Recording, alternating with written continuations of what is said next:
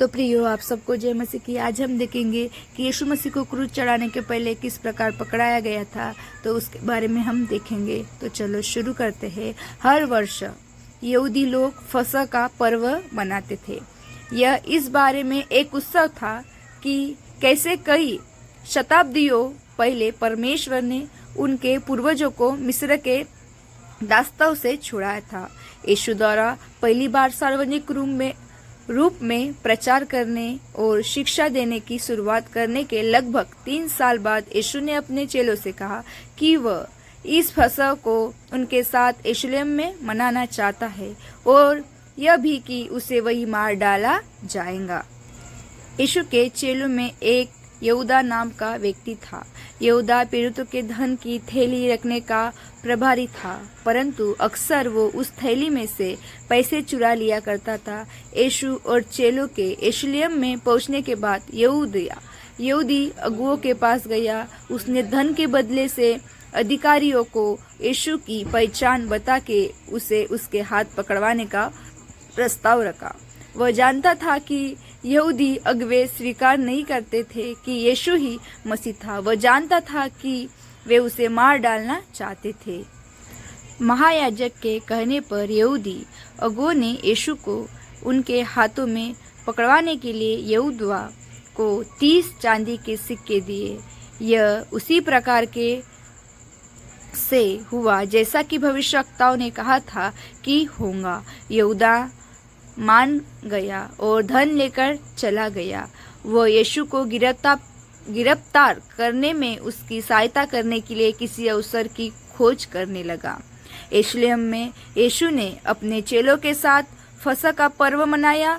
फसह के भोज के दौरान यीशु ने रोटी लेकर तोड़ी। उसने कहा, इसे लो और खाओ, यह मेरा शरीर है जो मैं तुम्हारे लिए देता हूँ, इसे मेरी याद में करना। इस प्रकार से यीशु ने कहा कि वह उनके लिए मर जाएगा, अर्थात उनके लिए वह अपने शरीर को बलि चढ़ा देगा।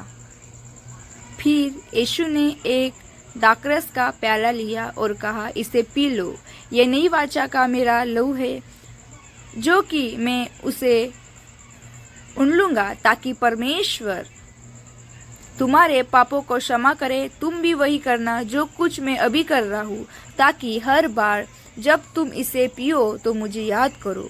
तब यीशु ने अपने चेलों से कहा, तुम में से एक जन मुझे पकड़वाएगा। चेले चौंक गए और पूछने लगे कि कौन सा ऐसा काम करेगा। यीशु ने कहा, मेरा पकड़वाने वाला व्यक्ति वह है जिसे मैं यह रोटी का टुकड़ा देता हूँ। अब उसने वह रोटी यहूदा को दी। उस रोटी को लेने के बाद यहूदा में शैतान समा गया। यहूदा निकलकर यीशु को गिरफ्तार करने के लिए यहूदी अगुओं की सहायता करने को चला गया। यह रात का समय था। भोजन के बाद यीशु और उसके चेले जैतून पर्वत को चले गए। यीशु ने कहा, तुम सब आज रात मुझे छोड़ दोगे। यह लिखा हुआ है, मैं चरवाह को मारूंगा और सारी भेड़ तितर बितर हो जाएंगी। पतरस ने जवाब दिया, भले ही बाकी के सब तुझे छोड़ दे, मैं नहीं छोड़ूंगा। तब यीशु ने पतरस से कहा, शैतान तुम सब को लेना चाहता है, परंतु हे पतरस, मैंने तेरे लिए प्रार्थना की है कि तू विश्वास से चूक न जाए। फिर भी आज की रात मूर्ख के भाग देने से पहले तू 3 बार इनकार करेगा कि तू मुझे जानता भी नहीं है। पतरस ने तब यीशु से कहा, भले ही मैं मर भी जाऊं, मैं कभी भी तेरा इनकार नहीं करूंगा। बाकी के सब चेलों ने भी यही कहा। तब यीशु अपने चेलों के साथ गतसमनी नाम के स्थान पर गया। यीशु ने अपने चेलों से प्रार्थना करने के लिए कहा ताकि शैतान उनकी परीक्षा न करे। तब यीशु स्वयं प्रार्थना करने के लिए चला गया।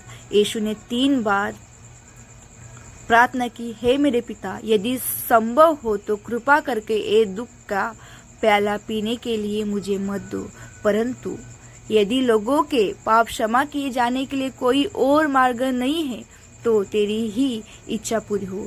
यीशु बहुत व्याकुल था और उसका पसीना लहू की बूंदों के समान था।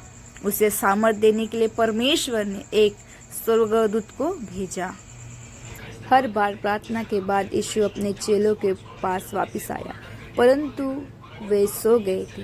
जब यीशु तीसरी बार लौटा तो यीशु ने कहा, जाग जाओ, मेरे पकड़वाने वाले यहाँ है। तब यहूदी अगुओं, सैनिकों और एक बड़ी भीड़ के साथ यहूदा आया। उन्होंने तलवारें और लाठियाँ ली हुई थी। यहूदा ने यीशु के पास आकर उससे कहा, हे गुरु, नमस्कार, और उसे चूम लिया। उसने गिरफ्तार किए जाने वाले व्यक्ति को यहूदी अगुओं पर प्रकट करने के लिए ऐसा किया था। तब यीशु ने कहा, हे यहूदा, क्या तू एक चुम्बन से मुझे पकड़वा रहा है? जब वे सैनिक यीशु को पकड़ रहे थे तो पतरस ने अपनी तलवार निकाली और महायाजक के एक सेवक का कान काट दिया। यीशु ने कहा, तलवार को दूर कर। मैं अपने पिता से मेरा बचाव करने के लिए स्वर्गदूत की एक सेना के लिए विनती कर सकता हूँ, परंतु मुझे मेरे पिता की बात माननी है। तब यीशु ने उस व्यक्ति के कान को ठीक कर दिया। तब सारे चेले भाग गए। और प्रियो, इसके बाद यीशु पर मुकदमा चलता है। अब यह आधी रात का समय था। वह सैनिक यीशु को महायाजक के घर ले आए, क्योंकि वह यीशु से सवाल करना चाहता था। पतरस दूर से उनका पीछा कर रहा था। जब सैनिक यीशु को घर में ले गए तो पतरस बाहर रुक कर आग तापने लगा। घर के भीतर यहूदी अगुओं ने यीशु पर मुकदमा चलाया। वे उसके विरुद्ध झूठी बातों को बोलने के लिए बहुत से झूठे गवाहों को लेकर आए।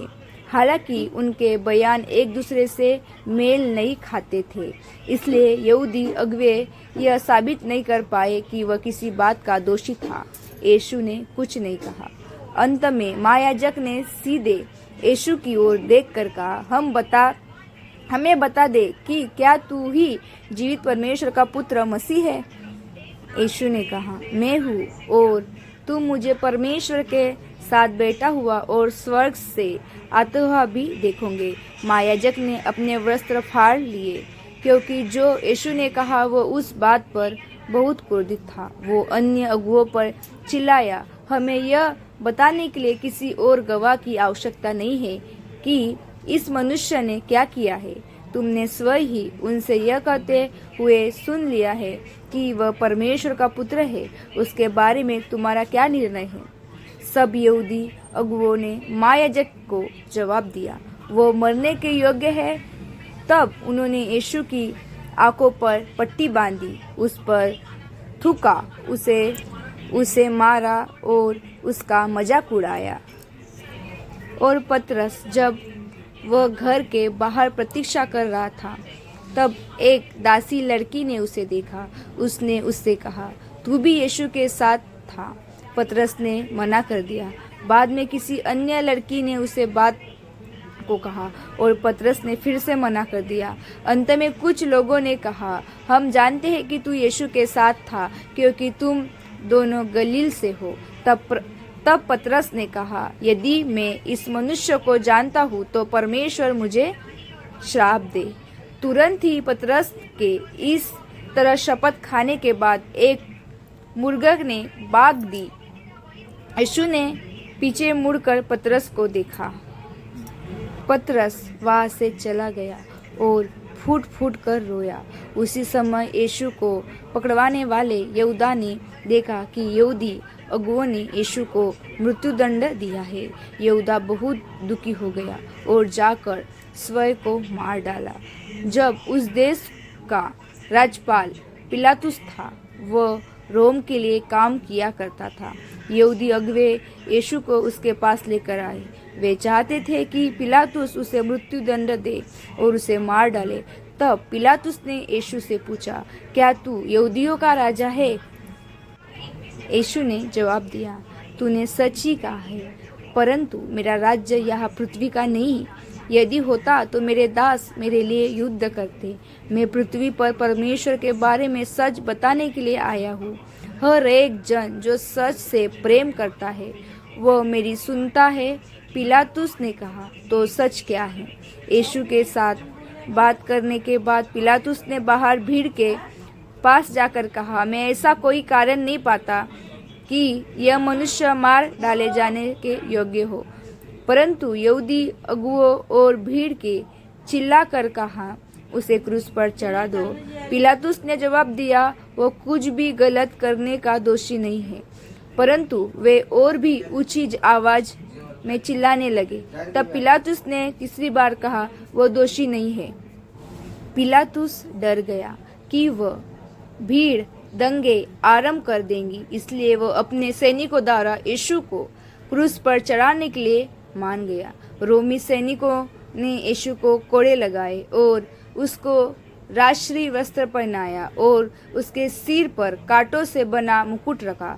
तब वे यह कहकर उसका मजाक उड़ाने लगे, देखो यहूदियों का राजा। तो इस प्रकार यीशु मसीह को पकड़ाया जाता है, यीशु मसीह को दोषी ठहराया जाता है, यीशु मसीह का मजाक उड़ाया जाता है, पर इसके बाद यीशु मसीह को क्रूस पर चढ़ाया जाता है। तो प्रभु आप सबको ब्लेस करे।